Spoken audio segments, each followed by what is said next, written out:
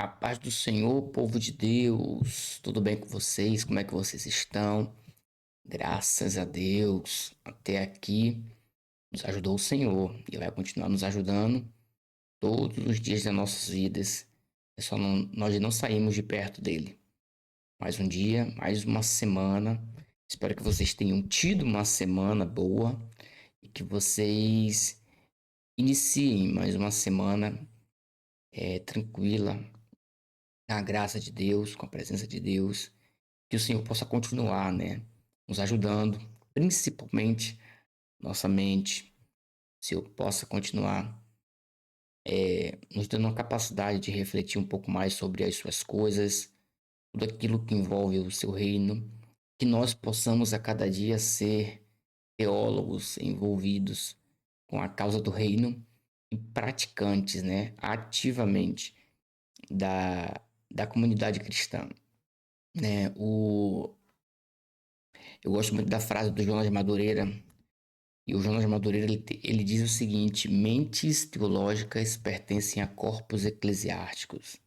Isso é muito interessante porque o estudo da teologia ele não é um fim em si mesmo, né? Ele não é um conhecimento que deve ser apreendido pelo indivíduo para ficar somente com o indivíduo. O conhecimento teológico ele é um conhecimento que deve ser propagado, reverberado por onde o indivíduo passar. O teólogo ele não pode ter conhecimento para si mesmo, né?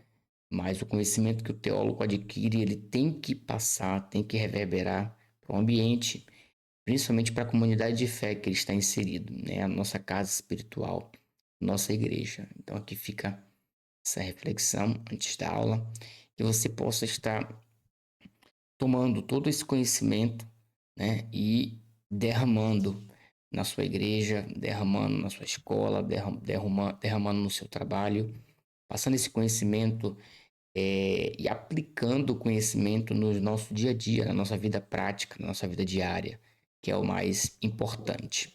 Beleza? Dito isto, na aula de hoje, nós vamos então, como de praxe, fazer aquela recapitulação da aula passada, né? E trabalhar um pouco sobre a personalidade ou a natureza de Deus, né?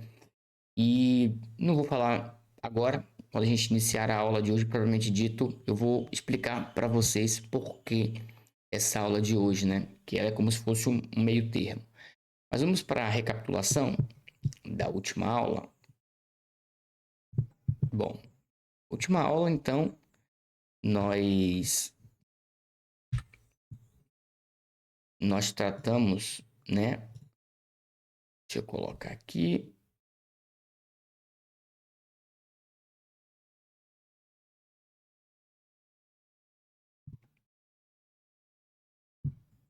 Opa, aqui. Na última aula, nós tratamos, então, pessoal, sobre nada mais nada menos do que a cognoscibilidade de Deus, né? Cognoscibilidade de Deus. A gente compreendeu que essa palavra, quase uma língua estranha, é na realidade um termo que representa a nossa capacidade de conhecer a Deus, né?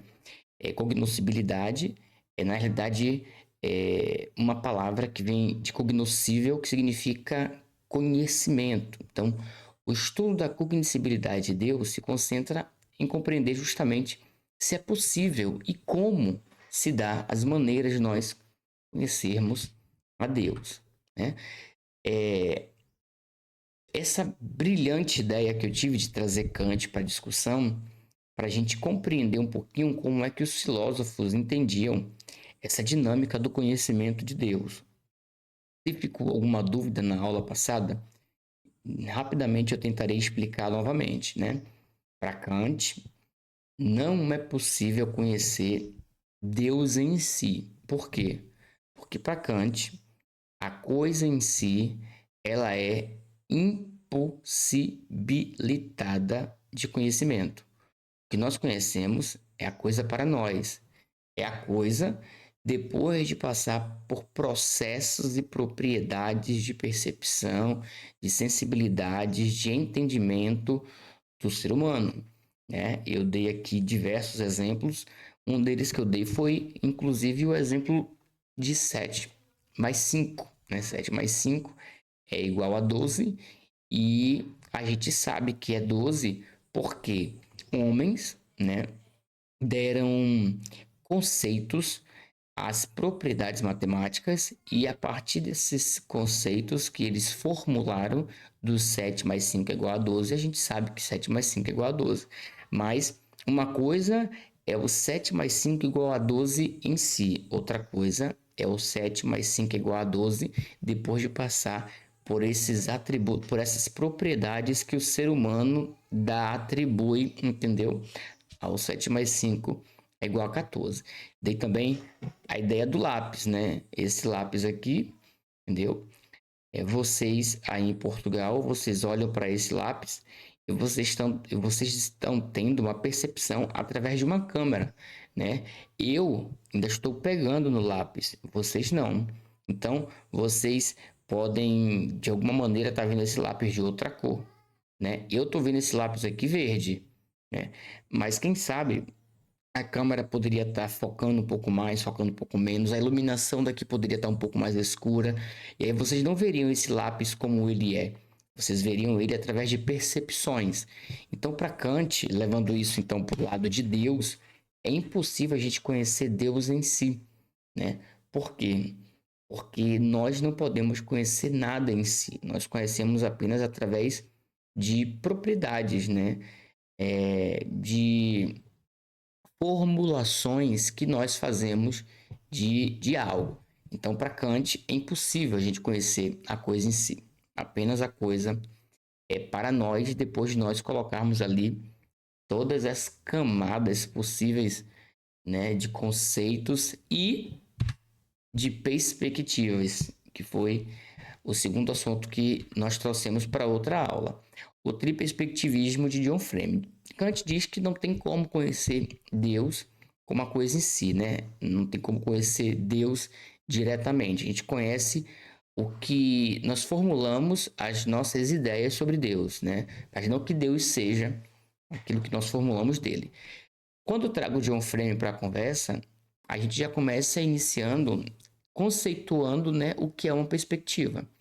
Perspectiva é a vista de algo por alguém a partir de um lugar. Esse é um conceito do amigo pessoal do John Frame, o Verne Poitras. Eles desenvolveram juntos aí essa conceituação, né, de perspectiva. Mas tudo isso para a gente entender o seguinte, que perspectiva é literalmente uma posição, a partir da qual alguém vê alguma coisa. É o ponto de vista, o ângulo pelo qual a pessoa olha. Por extensão, esse termo abrange também outras experiências sensoriais, então audição, gustação, tato, visão, bem como as atividades que chamamos de raciocínio. A perspectiva de uma pessoa é o ponto de vista a partir do qual o indivíduo adquire seu entendimento geral do mundo ao seu redor. Então, perspectiva basicamente é a nossa visão, né? A nossa visão de algo, de um determinado lugar, de uma coisa. Então, todo ser humano ele possui uma perspectiva, mas não apenas o ser humano possui uma perspectiva. Existe também a perspectiva de um ambiente, né? A perspectiva de um animal, né? A perspectiva de uma criança, de um bebê. Então, existem diversas perspectivas, né? E aí nós trouxemos aqui para a conversa vários textos do John Frame para tentar explicar essa questão da perspectiva e em suma, né, o que a gente tentou descrever aqui é que John Frame diz que Deus é majoritariamente detentor de todas as perspectivas. Todas. Deus é o único que consegue saber de tudo por ele ser onisciente, mas além dele saber de tudo por ele ser onisciente, ele também tem a visão de todos, né? E por isso ele é oniperspectivista, né? Que é o que a gente chegou à conclusão, porque ele conhece a perspectiva de todo mundo. Então, eu tenho uma perspectiva de uma mosca que está voando, né, aqui no meu quarto. Eu tenho uma perspectiva, eu estou olhando para essa mosca. Deus, além de ter a minha perspectiva, de saber da minha perspectiva que estou olhando para essa mosca, ele também tem a perspectiva da mosca para comigo, para com o ambiente. Entendeu? Eu sei que nós sabemos, né, que no inverno chove, né? No inverno chove. Então, essa é uma perspectiva que nós temos. Deus, ele tem a perspectiva da própria natureza, porque ele criou a natureza, as estações do ano, para justamente no período de inverno chover, ser uma estação mais fria, né? Então, nós temos uma perspectiva, mas Deus também tem toda a perspectiva, né? Então, eu cheguei à conclusão aqui que existem basicamente três perspectivas: a de Deus, a do mundo e a do homem. A de Deus é a perspectiva geral, que nós chamamos de oniperspectiva, né? Então, com base nessa questão da oniperspectiva, nós chegamos à conclusão que, diferentemente de Kant, né, que falou que era impossível chegar ao conhecimento de Deus, trazendo o conceito de oniperspectiva de Deus, de John Frame, é possível a gente chegar numa conclusão de que nós podemos sim conhecer a Deus. Como que nós podemos conhecer a Deus? Usando o óculos da perspectiva de Deus. Quando a gente coloca o óculos dele, né, nós conseguimos enxergar aquilo que ele quer que nós enxerguemos dele. Então, é possível chegar ao conhecimento de Deus? Sim, é possível. Como? Através da perspectiva de Deus, da maneira como ele quer que nós o enxerguemos, da maneira pela qual ele se revelou a nós, da maneira pela qual ele deixou rastros, não somente na natureza, mas também através de revelações distintas, né? Revelações afins. Então, quais são as formas de chegar ao conhecimento de Deus? Bom, nós temos a revelação geral ou natural, nós temos a revelação especial. Aqui então encontra-se a base da nossa última aula, né? Quais são as duas formas de conhecimento de Deus? Nós temos a revelação geral e a revelação especial. Na revelação geral é o tipo de revelação em que nós temos Deus a partir do mundo criado por Ele. Então, é aquele conhecimento que a gente olha para a natureza, a gente olha para a criação, a gente olha para toda variedade criacional de Deus e consegue perceber Ele. O John, inclusive, colocou no grupo um vídeo bem interessante, né, que mostra ali, acho que duas águias, né, elas voando e brigando, e você percebe como não acreditar que um ser perfeito criou esses animais, né?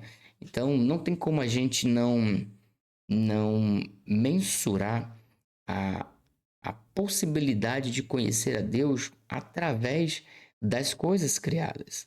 Mas além da revelação natural, que é o conhecimento por meio do qual nós chegamos a Deus através dos vestígios que ele deixa no mundo, nós também temos a revelação especial, em que Deus fala em linguagem humana aos profetas, aos apóstolos, por meio da história e além da maior revelação possível de si mesmo que Deus faz, que é do seu Filho Jesus, né? Então, nós aqui discutimos um pouco acerca da revelação natural, né, com base em dois textos. O primeiro é Salmo 19, e o segundo é Romanos 1, 19 a 23, né? Depois vocês dão uma lida lá, onde nós temos os textos provas, né? Para falar sobre a possibilidade desse conhecimento.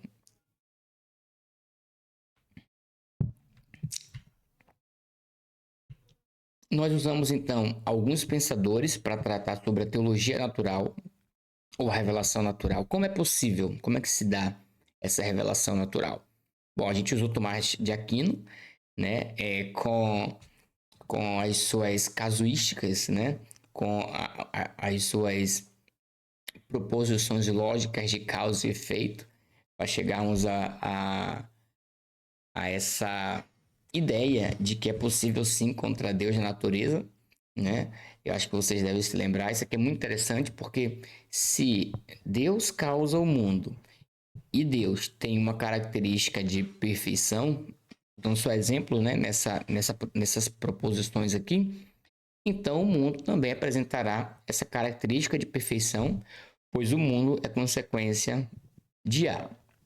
Então, é possível encontrar Deus na natureza, porque na natureza existe características, vestígios, rastros, né, de Deus. Então, se Deus ele causou o mundo, obviamente que o mundo terá resquícios, né, da presença de Deus, né? Utilizamos também João Calvino, né, que aí é o X da questão para Paula, né? Nosso amigo Calvininho, gente boa, né? Quando ele fala do senso divinitatis, que dentro do ser humano já existe um senso do divino que faz com que o ser humano, de maneira inata, ele já tenha previamente um conhecimento de Deus. Ele pode não conhecer ainda Deus através de uma experiência visível, de uma revelação mais assim, de forma geral, né? Mas dentro do ser humano existe já inato a ele um senso da divindade que torna o ser humano, com base em Paulo, escrevendo aos Romanos, capítulo 1, indesculpável quanto ao conhecimento de Deus, né? Isso que Paulo vai deixar muito claro lá em Romanos. Então, João Calvino se apropria das palavras de Paulo e formula o conceito de senso do divino, beleza? Usamos também outros teólogos, como Agostinho, dizendo que é possível chegar ao conhecimento de Deus através da razão. Jonathan Edwards, ele formula a sua reflexão com base na perspectiva da beleza, né? Ele olha para a natureza e percebe quão belo a natureza é, né? E além da natural, né? Termina a natural, a gente vai para a especial. E na especial a gente tem aí, ó, a doutrina, a história, a experiência, a presença, a escritura e o próprio Jesus Cristo como revelação especial. Revelação especial, lembre-se, são aquelas revelações de manifestação de Deus, né? E não que seja diferente da criação. Então, nós temos a doutrina, a história, a experiência, a presença, a escritura e Jesus Cristo. No momento de bate-papo, ficou uma dúvida com relação à questão da doutrina como revelação? E eu falei para vocês e eu expliquei, né? Mas aí eu vou falar aqui para quem sabe, quem não estava lá, ouvir também, que a doutrina é uma teoria, né? Uma maneira de revelação especial utilizada muito pelos católicos, né? Muito pelos católicos. Eu vou colocar no grupo, né? Eu esqueci, eu encontrei um vídeo e um Reels, né? Eu vou colocar esse Reels no grupo para vocês verem um padre, como é que o padre ele defende a questão da catequese, do ensino, da doutrina, da tradição como uma revelação de Deus. Eu vou colocar lá no grupo. Vocês vão entender que essa questão da revelação especial da doutrina como revelação, da catequese, da tradição, é uma maneira, dentro da teologia católica, que eles veem Deus se revelando, entendeu? Para a igreja. Então, Deus se revela à igreja através da doutrina, né? Da exposição das escrituras, entendeu? Por meio da tradição, beleza? Bom, encerramos então a aula passada falando sobre o fator Melquisedeque e o fator Abraão. Eu acho que não ficou nenhuma dúvida aqui. Melquisedeque, ele foi aquele rei de Salém que apareceu em Gênesis 14 e, por incrível que pareça, ele veio com uma nova maneira de falar de Deus que Abraão ainda não tinha conhecimento, né? Então, é interessante a gente perceber que após Melquisedeque se apresentar para Abraão utilizando o El Elyon, que era um termo de origem cananeia, né? Que ainda nem Abraão não desconhecia, mas Abraão acaba se apropriando depois do termo e responde ao rei de Sodoma com o El Elyon também, né? Então, veja, é possível sim que pessoas cheguem ao conhecimento de Deus de forma natural, como é o caso de Melquisedeque. mas também é possível que pessoas cheguem ao conhecimento de Deus como através de uma experiência que é a revelação especial, como aconteceu com Abraão. Então, nesse exemplo aqui, que é o resumo do livro do Don Richardson, é para que a gente possa entender que Deus ele possui suas maneiras de se revelar, tanto de forma natural como de forma especial. Melquisedeque, Abraão. Beleza? Pois bem, na aula de hoje, então, a gente vai estudar a natureza de Deus. Bom, pessoal, é preciso que vocês tenham em mente que na aula de hoje, ela é uma aula que deveria, né, se fosse uma aula presencial de 3 horas, ela estaria junto com essa aula seguinte, que é a de baixo, que é a dos atributos e nomes de Deus, tá bom? Se fosse uma aula presencial, né, uma aula maior, a natureza de Deus está intrinsecamente ligada com seus atributos. Mas eu resolvi separar para que eu possa explicar para vocês essa dinâmica da natureza do ser de Deus. Por quê? Quando nós falamos sobre a natureza do ser de Deus, é uma pergunta ontológica, porque na natureza a gente busca compreender o ser de Deus, né? Tanto que a pergunta que nós fazemos para a natureza de Deus, ou dentro do estudo da natureza de Deus, é essa: como Deus é? Como Deus é? Na primeira aula, nós estudamos a questão da existência. É possível? Deus existe? Deus não existe? Então a pergunta era essa. Era uma pergunta existencial, né? Deus existe? Deus não existe? Acompanha o raciocínio, tá bom? Na segunda aula, nós perguntamos, tá, se ele existe, é possível conhecer? Tá vendo a progressão? Na primeira aula, se ele existe. Na segunda aula, eu já sei que ele existe. Então, eu preciso saber as maneiras de conhecer ele. Beleza. Sabendo então que é possível conhecer ele, a gente entra então na questão da terceira aula com a pergunta: como Deus é? Como é que Deus é? Como Deus é? Deus é um boi? Deus é um animal?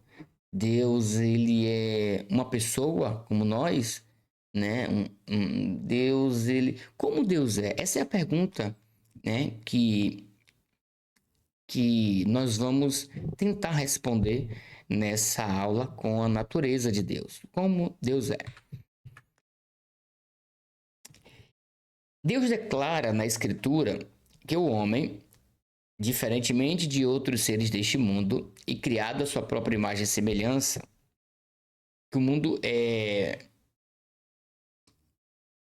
criado à sua própria imagem e semelhança, né? Então, o homem, ele é criado, faltou um acentozinho aqui, é criado à sua própria imagem e semelhança. Está escrito, e disse Deus, façamos o homem à nossa imagem, conforme a nossa semelhança.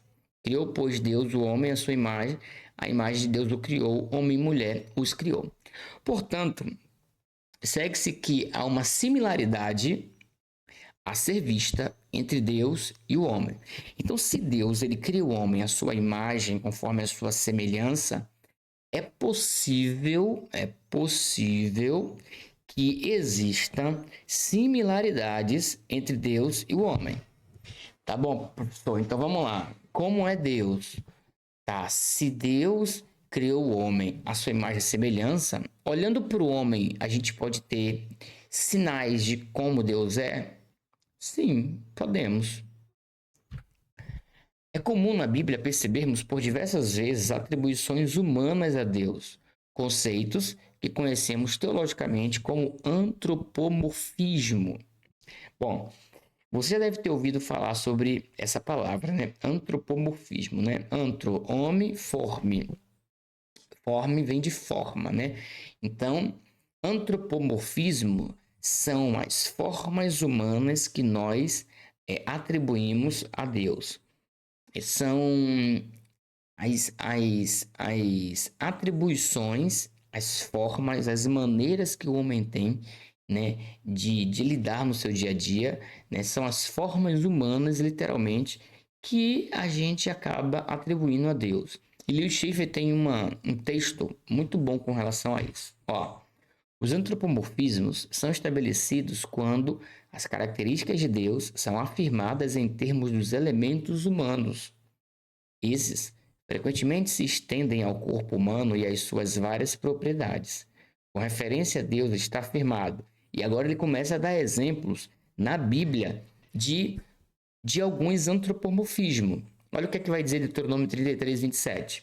O Deus eterno em a tua habitação, e por baixo estão os braços eternos. Olha o texto. Meu Pai, que mais deu, é maior do que todos, e ninguém pode arrebatá-lo da mão do meu Pai. Então, ó, Deus tem braço, Deus tem mão. Olha outro texto, Isaías 66. Assim diz o Senhor: o céu é o meu trono, e a terra o escabelo dos meus pés. Portanto, quanto ao Senhor, seus olhos passam por toda a terra para mostrar-se forte a favor daqueles cujo coração é perfeito para com ele. Então, Deus tem olhos, Deus tem mão, Deus tem braço, né? Ó, olha o que é que diz Isaías 59, 1, ó. Eis que a mão do Senhor não está encolhida para que não possa salvar, nem surdo seu ouvido para que não possa ouvir. Olha Isaías 58, porque a boca do Senhor o disse. Assim, a referência é feita também à face de Deus. Lá em Êxodo 33, você vê a ideia de face. Né? Segundo Samuel, você tem a ideia de narina. Pessoal, em Apocalipse, Deus até vomita. Né? Não tem um texto lá em Apocalipse que fala assim, ó, você, né, você... Uma das igrejas, uma das cartas, né, que Jesus manda a uma igreja da Ásia Menor, que me falha a memória agora, mas ele fala assim, que o morno, ele vomita, né? Você não é nem quente nem frio, você é morno, e esse ele vomita, né? Então, Schaeffer vai resumir dizendo: tais antropomorfismos, como os que são apresentados na Bíblia, e deve ser observado que onde os membros físicos estão assim atribuídos a Deus, não são uma asserção direta de que Deus possui esses membros, ou forma corporal com suas partes, mas que ele é capaz de fazer precisamente aquelas coisas que são funções da parte física do homem. Aquele que fez o ouvido não ouvirá, ou aquele que formou o olho não verá. Então, basicamente, o que vocês precisam entender é o seguinte: como Deus é comum a Bíblia ter essa perspectiva de como Deus é como um enigma, né? Nós não temos, de fato e de verdade, certeza de como Deus é. Se ele é corpóreo, se ele não é corpóreo, né? Se ele realmente tem olho, se ele tem mão. Tudo isso que nós falamos, que ele tem olho, que ele tem mão, são asserções humanas que os escritores bíblicos precisavam transpor, né? Os escritores bíblicos precisavam falar de Deus. E não tem como você falar de Deus se você não colocar em Deus as formas humanas, né? Não que Deus tenha parte física, não que Deus tenha um olho físico, um braço físico, mas as maneiras pelas quais Deus agiam dava a entender, entendeu? Os escritores bíblicos, eles supunham que Deus olhava, que Deus cheirava, que Deus pegava, que Deus tinha mão, por aí vai, entendeu? Eu estou falando isso por quê? Porque nessa aula nós vamos trabalhar dois quesitos, duas características que não são atributos ainda, mas duas características para entender como Deus é. Como Deus é. Pelo menos é o que a Bíblia fala dele, né? Você percebe que ninguém nunca viu a Deus. Ninguém nunca viu a Deus. Moisés, quando ele tem a oportunidade de solicitar a Deus para que possa vê-lo, Deus diz para Moisés: ó, você não vai me ver, né? Você não pode ver minha face, Moisés. Você vai me ver só de costa. Fica então ali na fenda da rocha, eu vou passar de costa e você me vê. Só que quando Deus passa, a glória de Deus é tão tremenda que Moisés acaba ficando com o olho estarrecido, cai aos prantos e não vê nada. Entendeu? Por quê? Impossível alguém conseguir ver a Deus e permanecer vivo, né? Então, existem duas características principais quando nós queremos responder essa pergunta: como Deus é? Tá? Obviamente que na próxima aula nós vamos nos aprofundar nos atributos de Deus, nos atributos comunicáveis e nos atributos incomunicáveis. Mas essa aula é para que a gente possa entender duas características essenciais de Deus, que é preciso que a gente tenha isso em mente. Por quê? Se a gente não entende essas duas perspectivas, né? Duas características de Deus, a gente vai acabar utilizando esses textos aqui que a gente viu agora, entendeu? Como sentença afirmativa de que Deus, ele é tão ser humano quanto nós. Porque a partir do momento que os escritores bíblicos começam a tratar Deus como ser humano, como forma de humano, existe a possibilidade de alguém desprovido aí de um intelecto mais aprofundado começar a fazer uma teologia de maneira que acredite piamente de que Deus tem braço, de que Deus tem mão, de que Deus tem ouvido. Se Deus, se os ouvidos dele não estão agravados para ouvir, então ele tem ouvido. Entendeu? Se os pés dele, se a terra é o estrado dos pés dele, então ele tem pé. Se os olhos dele é como chama de fogo, então ele tem olho, entendeu? Então existe uma linha tênue, né, de muito fina mesmo, muito curta, de alguém poder começar a fazer uma teologia desproporcional ao que realmente o texto bíblico quer nos informar. Então, para isso, é preciso defender de antemão que Deus, ele é espírito. Bom, a primeira característica sobre Deus. Como Deus é, professor? Primeiro, Deus é espírito. As escrituras dizem que Deus é espírito, o que denota basicamente vida e poder. Então, para que a gente possa responder a pergunta inicial, como Deus é? Deus é espírito. Professor, então prova. Vamos lá. Primeiro texto, João 4:24. Deus é espírito e importa que os que o adorem em espírito e em verdade. Detalhe, quem falou isso não foi um apóstolo, quem falou isso não foi um pregador, quem falou isso não foi os pagãos, quem falou isso foi o próprio Cristo. Cristo, ele está dizendo, né, ele está aqui afirmando categoricamente como Deus é. Jesus, como Deus é? Deus é espírito. Tanto que a nossa adoração, ela precisa ser em espírito e em verdade. Por que tem que ser em espírito? Porque a nossa adoração é o que vai ligar. A nossa adoração, ela não pode ser só de obras. É só você lembrar de Caim e Abel. Por que Deus rejeita a oferta de Caim? Porque a oferta de Caim tinha a sua aparência.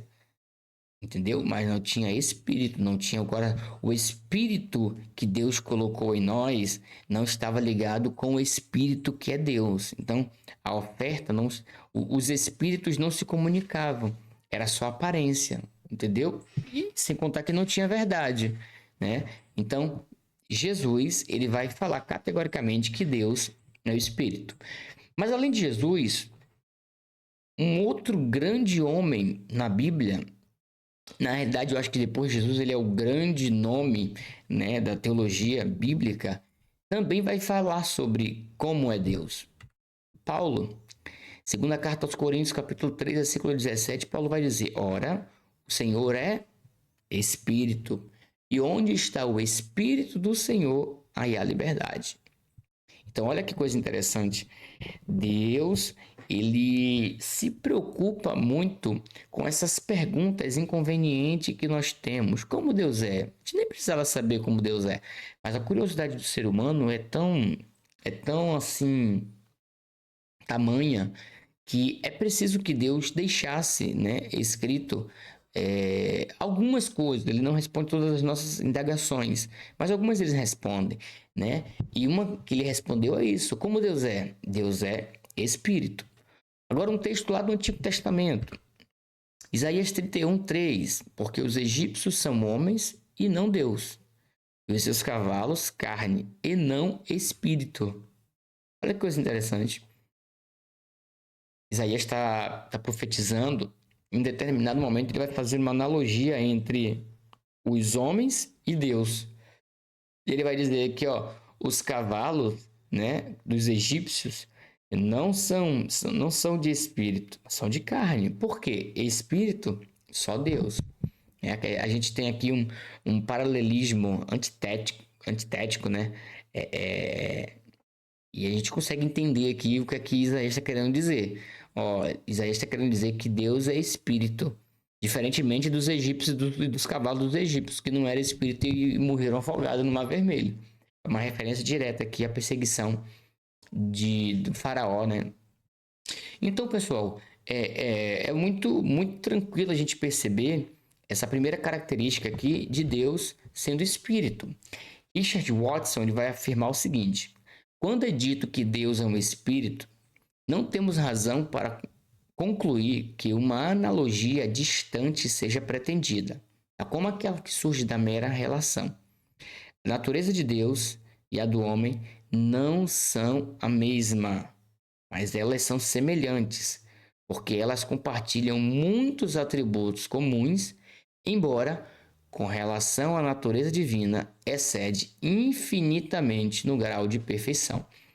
O Richard Watson está defendendo o seguinte: a natureza de Deus é diferente da natureza do homem. Deus ele pode até ser espírito dentro do seu escopo completo, porque o ser humano é composto de corpo, alma e espírito. Já Deus, ele é espírito, e todos os atributos em que são atinentes tanto a Deus quanto ao homem, Deus excede infinitamente em grau de perfeição aqueles atributos. Isso é para a próxima aula. Exemplo: Deus é amor, o homem ama. São atributos comuns aos dois, faz parte da natureza dos dois, mas o grau de perfeição de amor de Deus é bem maior que o grau de perfeição de amor do homem. Né? A maneira que Deus ama é diferente da maneira que o homem ama. Existe falha, né? Existe imperfeição no atributo comum da natureza do homem, a saber, o amor.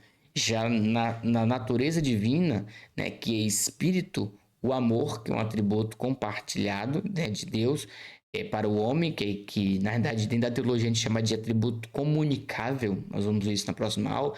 Então, é possível sim que tanto a natureza do homem quanto a natureza de Deus possuem esse atributo. Entretanto, o grau de perfeição de Deus é maior. Então, você percebe grandes nomes da teologia defendendo categoricamente essa ideia de Deus sendo espírito, beleza? Olha o que aqui Meir Perham vai dizer. Eu trouxe aqui agora um outro pensador, né, mais voltado para o nosso lado, e ele vai dizer o seguinte: quem é e que é Deus? A melhor definição é a que se encontra no Catecismo de Westminster. Bom, o Catecismo de Westminster é um catecismo, né, bem renomado, utilizado muito inclusive pelos calvinistas, mas que não é porque é usado somente pelos calvinistas que nós não podemos utilizá-lo, até porque faz parte da historiografia da igreja, né? Então, se faz parte da historiografia da igreja, se é um documento autoritativo da igreja, principalmente da igreja protestante, porque ele surge após a reforma protestante, é possível que a gente utilize sim como base para se fazer teologia. E nesse catecismo, né, de Westminster, e os catecismos eles costumam sempre ser, né, uma espécie de conteúdo doutrinário para a igreja. Ele não é a Bíblia. O catecismo não substitui a Bíblia, mas o catecismo é como se fosse uma confissão de fé com base na Bíblia, tá bom? É tipo que os credos, né? Creio em Deus Todo-Poderoso, tal. O catecismo é basicamente a mesma coisa. É a união, é a síntese das doutrinas bíblicas que nós devemos seguir. É basicamente isso.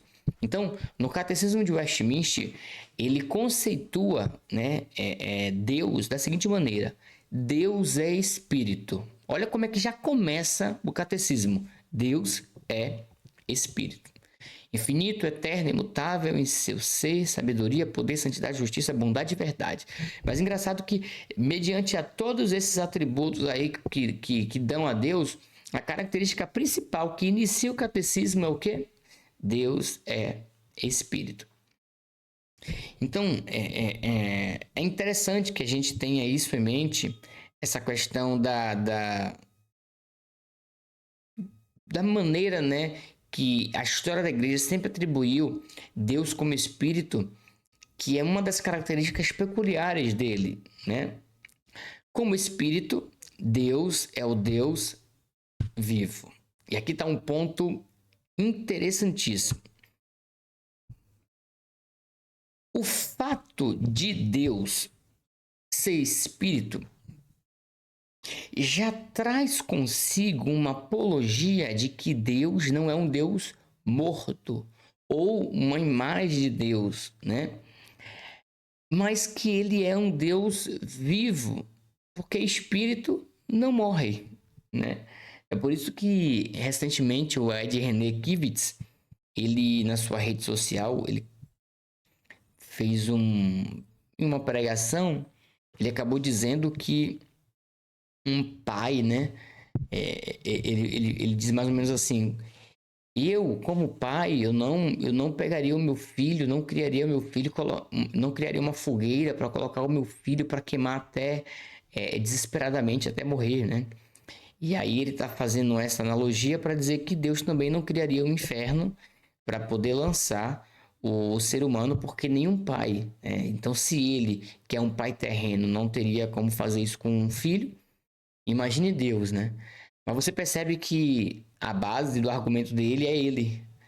Ou seja, se eu não faço, porque Deus não faz. Não, é o contrário. A gente tem que partir de Deus, não do ser humano. Não é porque eu não faço que Deus não faz. É o contrário.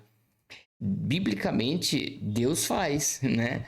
Jesus falou sobre isso, né? Lá choro, lágrima, ranger de dente, entendeu? Mas eu só estou falando isso para vocês entenderem que Deus, ele é um Deus vivo, não é um Deus morto.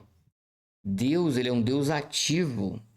Deus, ele é um Deus que não comporta em um objeto de madeira, né? E a gente daqui a pouco vai ver um pouco mais sobre essa questão da objetificação de Deus. Mas pelo fato de Deus ser Espírito, ele é um Deus vivo. E nós precisamos, inclusive, nos alegrar com isso, que o Deus que a gente serve é um Deus vivo. A gente não precisa de uma imagem dentro da nossa casa. A gente não precisa de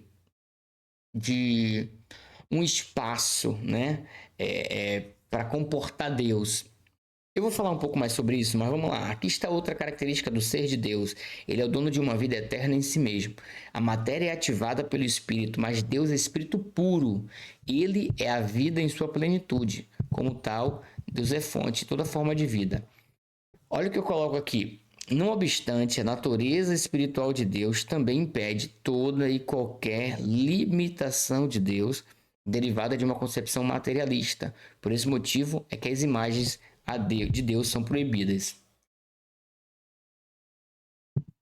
Ou seja, nós temos a tendência, o ser humano, ele tem a tendência de querer materializar Deus. Isso é bíblico, gente. É só vocês lerem Êxodo 33, 35, 33 e 45. Moisés ele vai subir, né, para receber os 10 mandamentos de Deus no monte. E aí o povo tinha essa representação de Deus na pessoa de Moisés. Moisés, ele era a materialização de Deus. Moisés era o espaço, era coisa física, sabe? Que o povo via. Então, o povo queria estar com Moisés porque Moisés era a coisa mais era a coisa, o elemento visível mais próximo de Deus que eles tinham. Então, eles estavam muito mais focados no material do que no espiritual, né? Sem contar que Deus ele se manifestava de maneira espiritual o tempo todo, em forma de milagre, né? Tinha a coluna de fogo, tinha a nuvem que acompanhava. Então, era perceptível você ver, né, que Deus estava ali. Ele só não poderia ser visto, mas Deus estava ali. Mas o povo, querendo apreender Deus, acabava fazendo o quê? Desejando materializar Deus. É por isso que quando Moisés sobe, eles começam a cobrar Arão. Arão, cadê? Vai surgir o quê? O bezerro de ouro. O bezerro de ouro é nada mais, nada menos do que a materialização de um Deus invisível que eles queriam que tornasse visível, que se tornasse visível. Porque eles queriam ver, né, a matéria. E é extremamente, biblicamente falando, né, proibido você querer materializar Deus. Né? Não apenas isso, ele não pode ser circunscrito a nenhum lugar específico ou ser de algum modo submetido ao controle humano como se fosse um objeto físico. Ele é o poder vivo, invisível, transcendente, de quem todos derivam a existência. Isso aqui é algo interessante que a gente precisa falar, porque durante muito tempo os judeus, eles acreditavam, né, que a presença de Deus ela estava restringida apenas ao propiciatório, ao Santo dos Santos, né? Durante muito tempo, a presença de Deus ela ficou restrita apenas à presença do sumo sacerdote, uma vez por ano, que é quando entrava no Santo dos Santos, porque a glória de Deus descia no propiciatório no meio das asas dos dois querubins, né? Então ficava uma luz muito forte ali, né? E era a presença de Deus que tinha chegado ao local. Mas, pessoal, após a morte de Cristo, a gente sabe que a primeira coisa que acontece é o véu se rasgar do alto a baixo. Né? E esse do alto a baixo é uma indicação de que é ele que rasga. É ele que tirou todo tipo de impedimento. É ele que está, de uma maneira ou de outra, descosturando, né, essa barreira que existia do ser humano e até a Deus. Né? Então, ele desqualifica o sumo sacerdote individual, qualifica então agora a igreja, cada um como sumo sacerdote, e faz com que o espaço geográfico não seja mais impedimento para a manifestação dele. Por ele ser espírito, então ele agora pode ser acessado, primeiro, por qualquer um, segundo, de qualquer lugar. De qualquer lugar. É por isso que eu sou contra os desigrejados, tá bom? Aquelas pessoas que não querem congregar e tal. Mas também eu sou contra dizer que Deus está somente na igreja. Uma reunião, né? Um culto em casa com a minha família é um ambiente propício para Deus estar. Por quê? Porque Ele é Espírito. E Ele está em todos os lugares. Uma oração que eu faço no meu trabalho, uma oração que eu faço de madrugada, uma oração que eu faço a Deus em qualquer lugar. Ele ouve, Ele está ali, Ele é Espírito. Entendeu? Então, ele não está acomodado, né? Ele não está aprisionado como muitas pessoas. Tem pastores, inclusive, dizendo que Deus só está naquele lugar, naquela igreja. Entendeu? Existem pessoas, inclusive, que só conseguem sentir Deus na igreja. Eu não entendo. Essas pessoas que costumam ter esse tipo de atitude, elas estão menosprezando o ser vivo, potente, ilimitado de Deus. Quando a gente limita Deus, quando a gente fala que só consegue sentir Deus na igreja, a gente está limitando ele a um espaço apenas. Então, é como se Deus fosse tão pequeno, que ele só se encontra ali naquelas quatro paredes. Fora das quatro paredes, ele não é nada. Não é nada. Então, gente, pelo fato de Deus ser espírito, né, ele é o poder vivo, invisível, transcendente, entendeu? Então ele está em todos os lugares. Tanto é que ele tem um atributo incomunicável que só ele tem, que é o da onipresença. Ele está em todos os lugares. Por quê? Porque ele é espírito. E como espírito, ele é um ser vivo. Vivo. Beleza?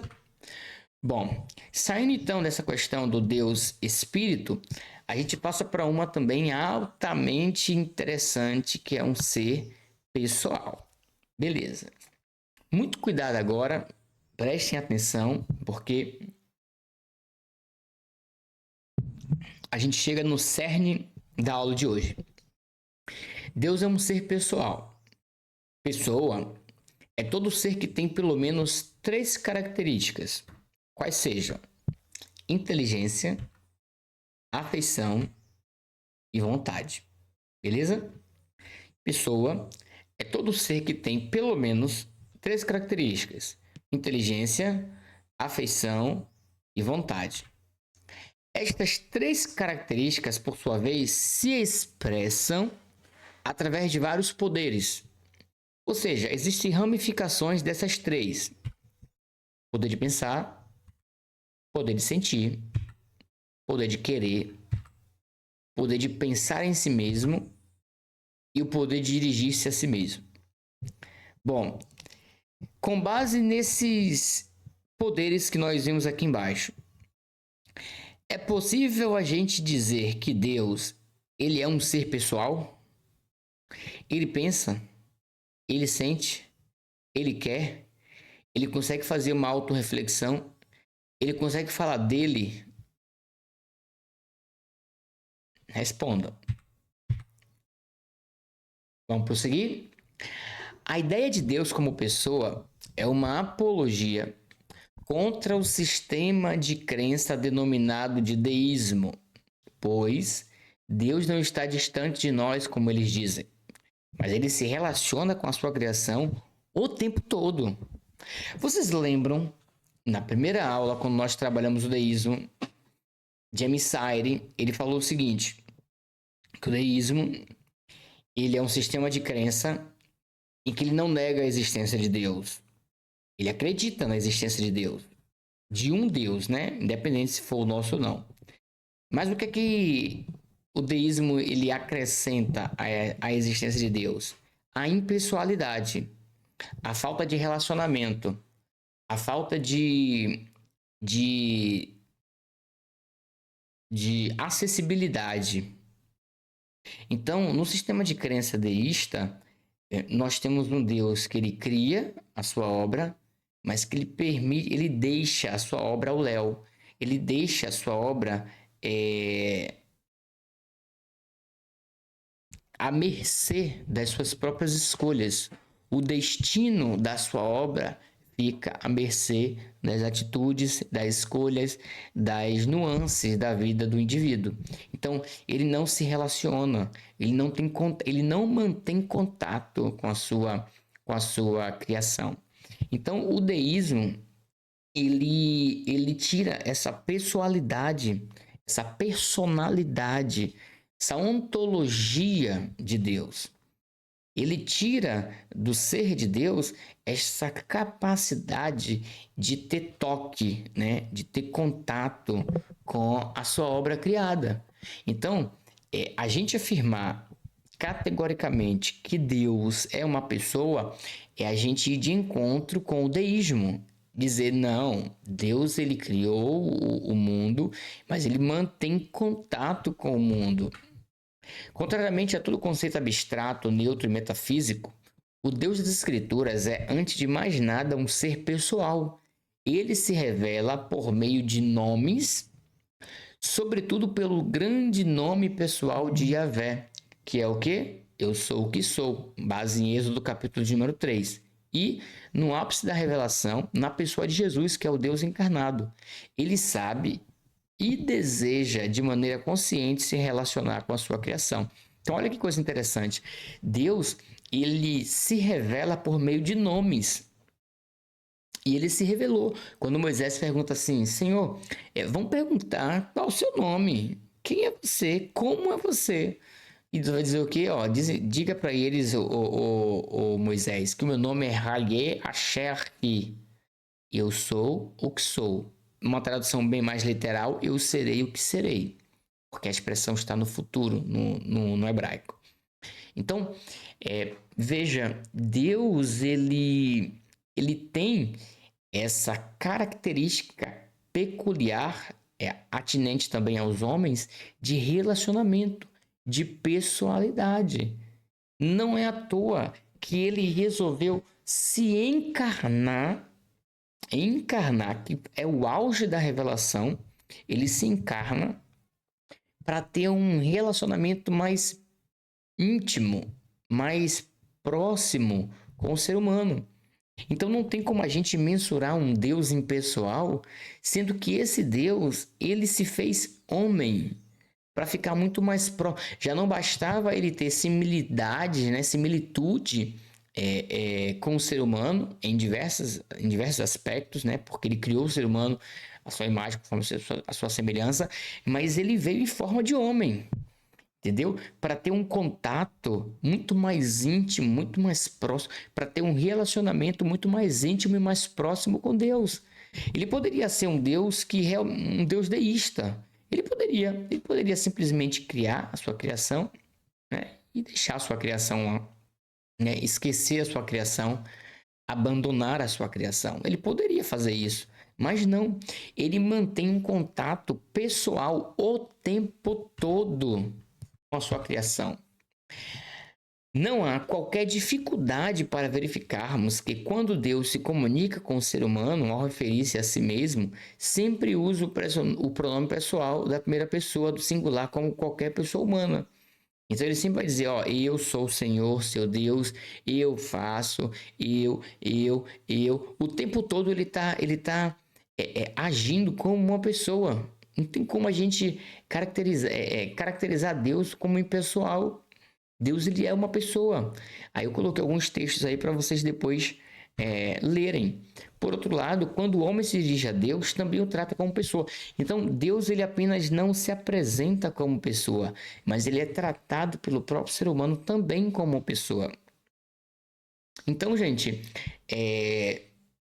essa característica de Deus ser pessoal, Deus ser uma pessoa, ela é, querendo ou não, uma maneira de nós trazermos para mais próximo de nós o nosso Deus, né? Porque esse Deus, ele é impessoal, é um Deus distante, é um Deus, inclusive, que a gente não pode nem remeter às nossas orações, a gente não pode nem remeter uma conversa, não pode remeter nenhum diálogo, mas graças a Deus que ele, em sua infinita misericórdia e bondade, ele permite que nós nos acheguemos a ele por meio de um relacionamento pessoal. Agora, existem objeções dentro da teologia, né? Voltando agora à questão teológica, existem objeções quanto a essa personalidade de Deus. Existem teólogos que eles não acreditam que Deus ele é pessoal, e por alguns motivos. Primeiro, a ideia de um Deus pessoal pode levar à conclusão de que Deus seja um ser humano. Falar de Deus como uma pessoa é reduzi-lo à esfera dos seres humanos. O Tillich, ele destaca os problemas de localização que surgem ao falar de Deus em termos pessoais. Falar de Deus como uma pessoa é sugerir que Deus encontre-se em um local definido, como todos os seres humanos, considerando o atual conhecimento que temos do universo. Essa hipótese parece completamente fora de propósito. Então, Paul Tillich, ele diz o seguinte, ele diz que se a gente atribui pessoalidade a Deus, a gente tem problemas de localização com Deus. Porque se Deus ele é um ser pessoal, automaticamente a gente está colocando Deus na mesma prateleira que o ser humano, na visão dele. Entendeu? Então, existe um problema muito sério da gente, ao dizer que Deus é uma pessoa, a gente localizar, a gente colocar Deus no mesmo patamar que o ser humano, fazendo de Deus um ser humano. E, na realidade, essa objeção ela não tem tanta garantia, né? Ela não tem tanto aval, porque não necessariamente Deus ele precise ser colocado, equiparado, né, ao ser humano, simplesmente porque ele se relaciona com o ser humano. Ele pode continuar sendo Deus e tendo contato. Nada impede dele continuar sendo Deus e tendo contato com o ser humano. Nada impede, né? Isso, na realidade, é só uma falácia de alguém que estava tentando defender a impessoalidade de Deus para com o ser humano. Mas a gente sabe perfeitamente que a Bíblia é recheada, né, de textos prova para que possamos embasar a perspectiva de que Deus ele é um ser pessoal. Então a primeira objeção é essa do Paul Tillich com relação ao problema de localização, de que Deus ele é um ser impessoal, porque se ele for pessoal, a gente coloca ele na mesma prateleira que o ser humano. A segunda objeção é com relação. Ele toma a primeira, né, objeção do Paul Tillich e leva até o extremo, né? Porque se Deus é um Deus pessoal e a gente coloca ele na mesma prateleira que o ser humano, então a gente desqualifica a Trindade. Porque a doutrina da Trindade fala de Deus como três pessoas. Logo, falar de Deus como uma pessoa é o mesmo que negar a Trindade. Porque a gente tira essa ideia de Deus, né, e coloca como pessoa. Então, se é pessoa, não é Deus. Se é Deus, não é pessoa.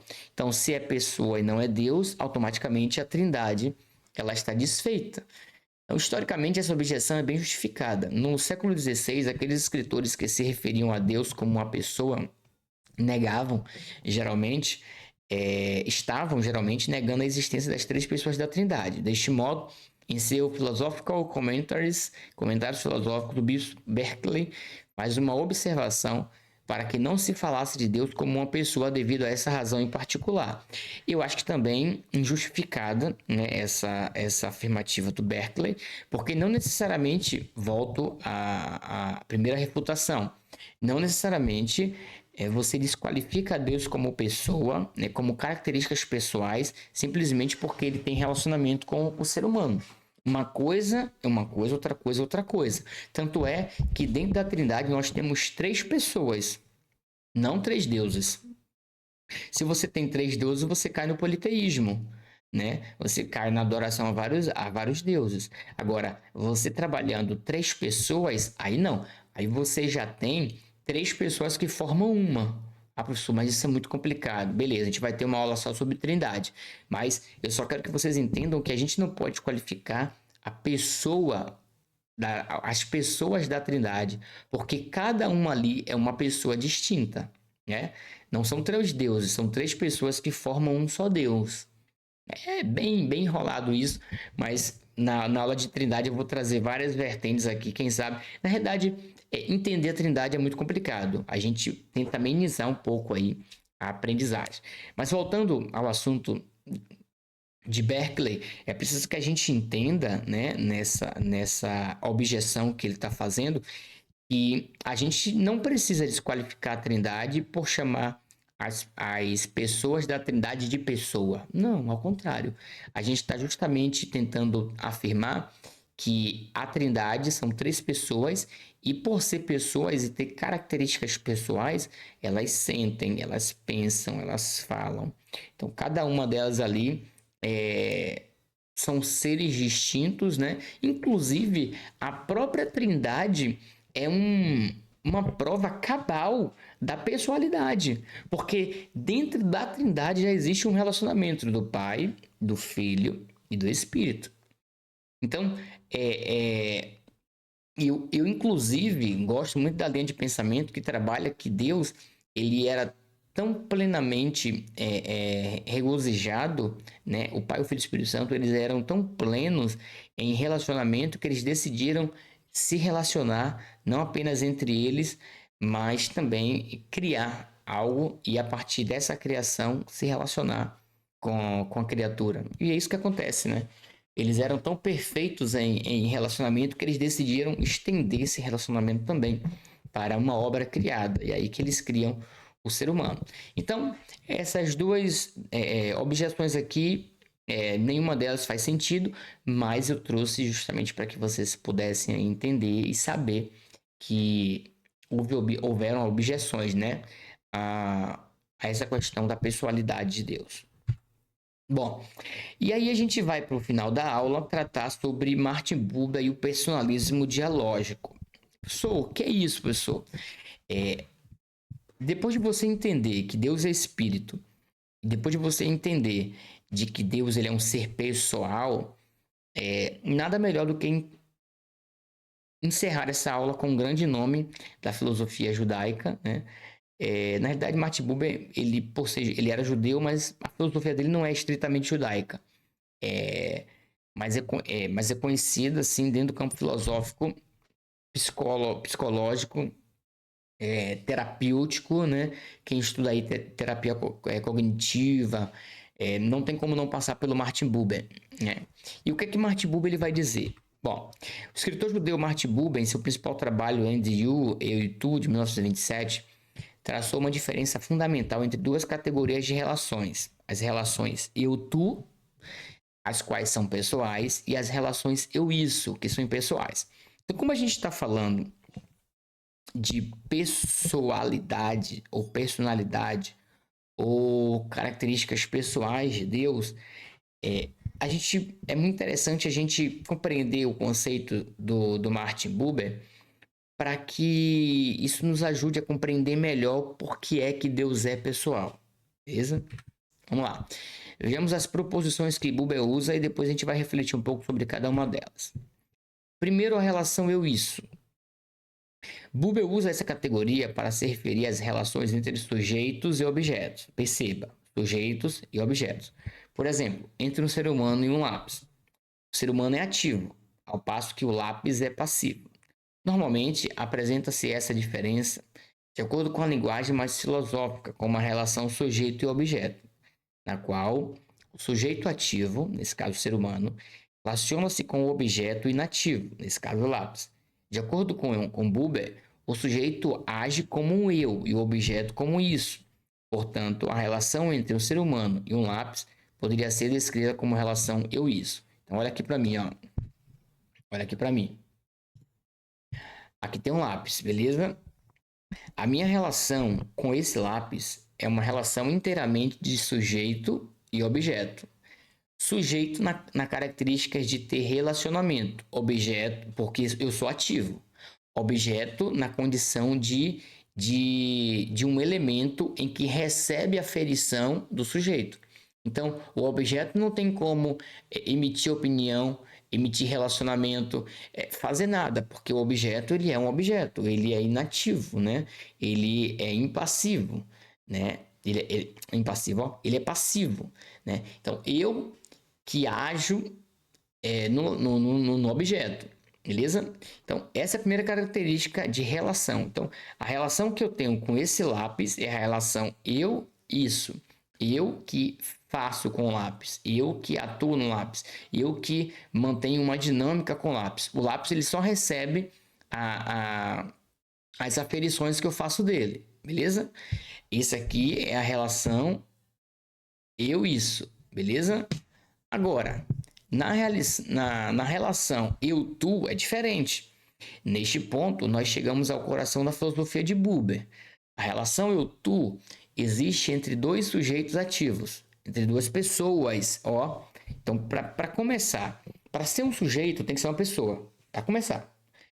No eu-isso é uma pessoa e um objeto. No eu-tu são duas pessoas.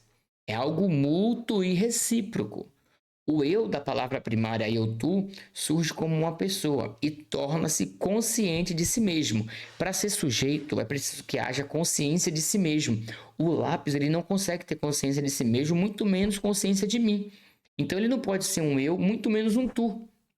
Ele vai ser apenas um isso. Em outras palavras, Buber está sugerindo que os relacionamentos humanos retratam as características essenciais da relação eu-tu. É o relacionamento em si, esse vínculo intangível, invisível, que une duas pessoas, que representa o cerne da ideia de Buber sobre a relação eu-tu. Então, galera, na relação eu-isso, eu tenho consciência de mim e tenho consciência também do que seria o lápis. O lápis não tem essa consciência de mim. Então, o lápis ele vai se tornar altamente passivo. Agora, no relacionamento eu-tu, exemplo, eu e vocês, eu tenho consciência de mim e tenho consciência de vocês. Vocês têm consciência de mim e consciência de vocês mesmo. Por quê? Porque somos pessoas. Então, nessa dinâmica relacional eu e tu, Os dois lados são pessoas, porque os dois lados eles possuem consciência de si. Beleza? Até aqui tudo bem? Tudo tranquilo até aqui? Vamos lá.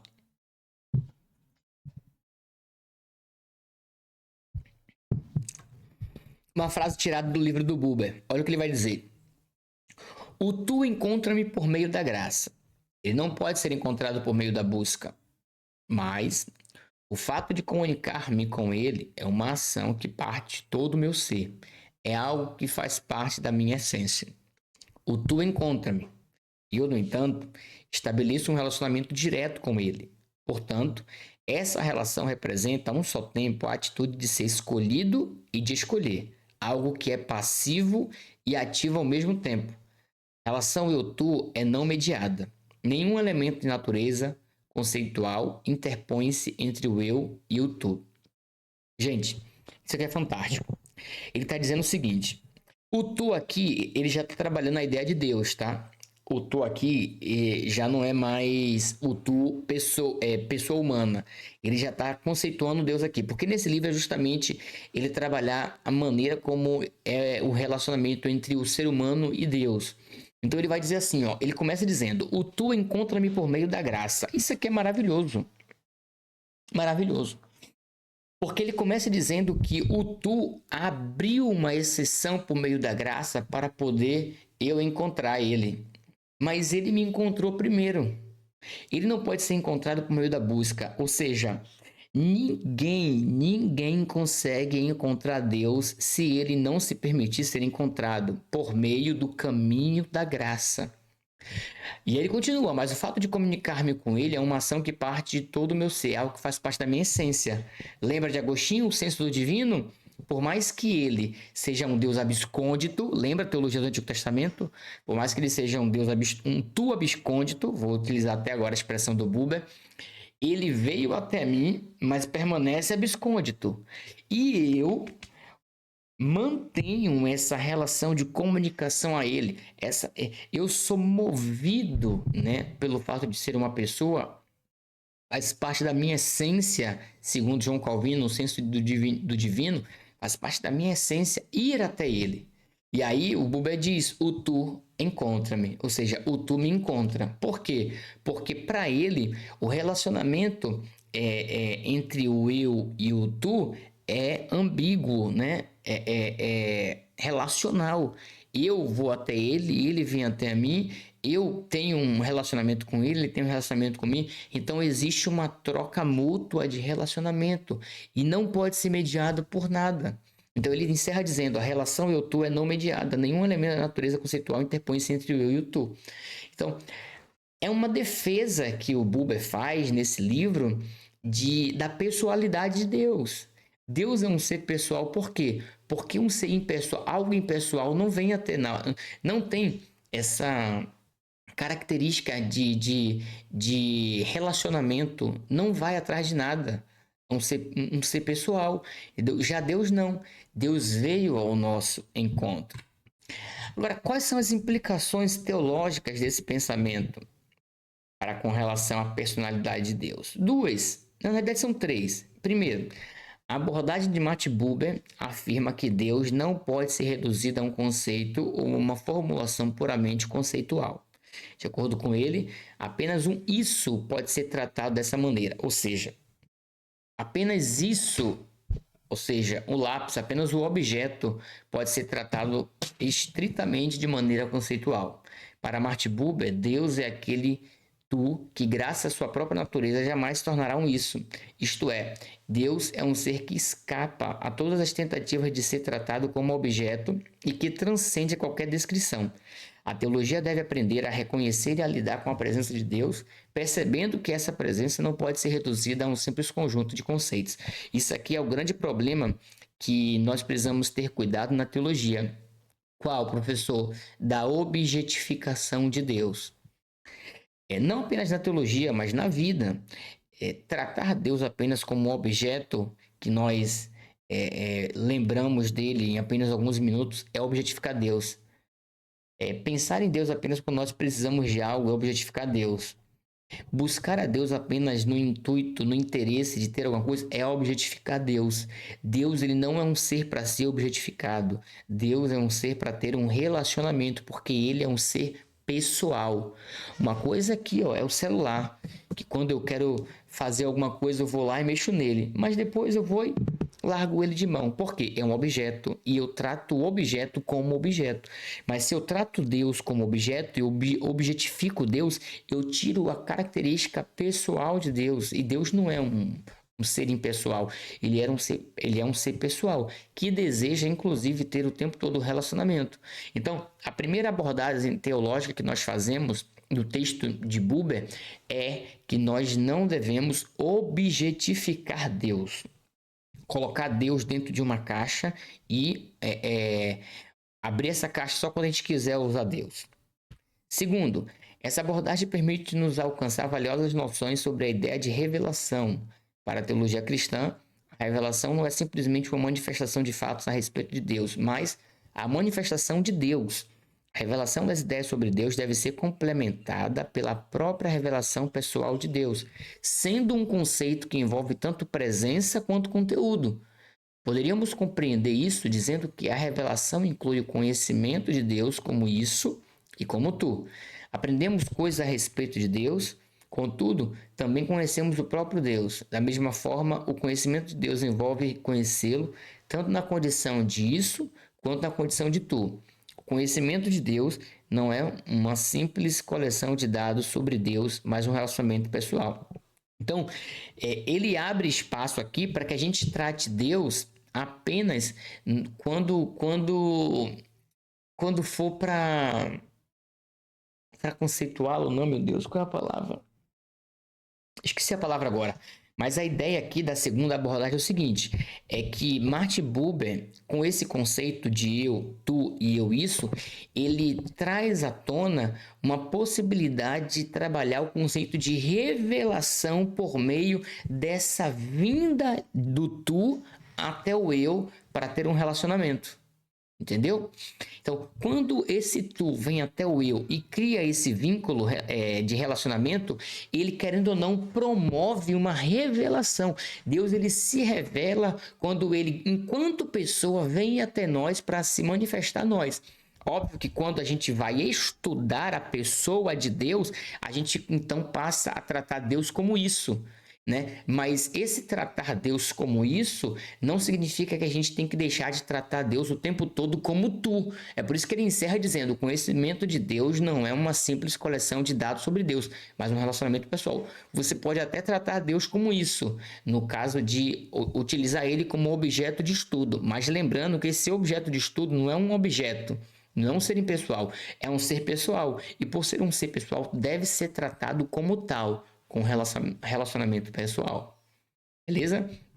A terceira abordagem, o personalismo dialógico de Martin Buber também evita a ideia de Deus como objeto, que representa provavelmente o aspecto mais frágil e mais duramente criticado de algumas teologias liberais do século XIX. A expressão tipicamente não inclusiva do século XIX, a busca do homem por Deus, encerra a premissa básica dessa abordagem. Deus é visto como isso, como um objeto passivo, aguardando ser descobertos por teólogos vistos como sujeitos ativos. Escritores pertencentes à escola dialética, especialmente Emil Brunner, em seu livro Truth as Encounter, Verdade como Encontro, defendem que Deus deveria ser visto como tu, um sujeito ativo. Assim, Deus poderia tomar a iniciativa, independentemente dos seres humanos, por intermédio de sua revelação e disposição de tornar-se conhecido de uma maneira histórica e pessoal, a saber, em Jesus Cristo. A teologia tornar-se-ia, dessa maneira, a resposta humana diante da autorrevelação de Deus, em vez de uma busca do homem por Deus. Basicamente, isso aqui é isso. No século XIX, Deus foi colocado no banco dos réus, né? Então, as pessoas começaram a estudar Deus para saber se realmente ele existia e tal. Então, essa famosa premissa, né? É a busca do homem por Deus. Como se Deus ele fosse um objeto, algo estacionado, parado em algum lugar, e aí os teólogos, que são os sujeitos ativos da coisa, vão até Deus tentar encontrar Deus. Na verdade, não é isso, a gente sabe.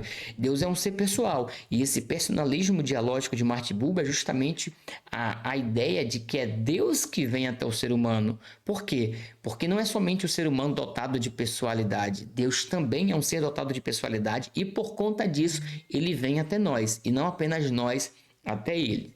Entenderam? Então, esse é uma terceira possibilidade de utilizar esse conceito de Martin Buber dentro do campo da teologia, né? Deus não está parado esperando o ser humano, os teólogos, né, fazerem asserções acerca dele, né, sem nenhum tipo de manifestação, né, dialógica de Deus para com o teólogo. Não. Deus, ele na realidade, ele veio até o ser humano e possibilitou ao ser humano e deu, inclusive, eu poderia até utilizar esses termos, e deu ao ser humano as maneiras e os caminhos corretos para que se pudesse chegar até ele. Porque se Deus não abre essas portas, esses caminhos para que o ser humano pudesse chegar até ele, o ser humano jamais chegaria até Deus. Entendeu? E aí sim, o ser humano o tempo todo trataria Deus como um isso. Mas como Deus ele abriu essas portas para que o ser humano o conhecesse e dialogasse com ele, então a gente não tem um eu isso com Deus. O nosso relacionamento com Deus é um eu tu. Beleza? Entenderam? Espero que vocês tenham entendido, hein? Não aceitar a pessoalidade de Deus é desfazer a nossa crença. Nós estamos fincados, tá? Nós estamos fincados na teologia que faz necessário crer num Deus pessoal, que decidiu amar o mundo de tal maneira e enviar o seu Filho, que por sua vez escolhe se encarnar, tornando-se homem como nós e relacionando-se fisicamente com a sua criatura. Gente, o nível de pessoalidade de Deus é gigantesco, que a Bíblia ela nos dá assim, trechos de que realmente Deus quis o tempo todo se relacionar com o ser humano.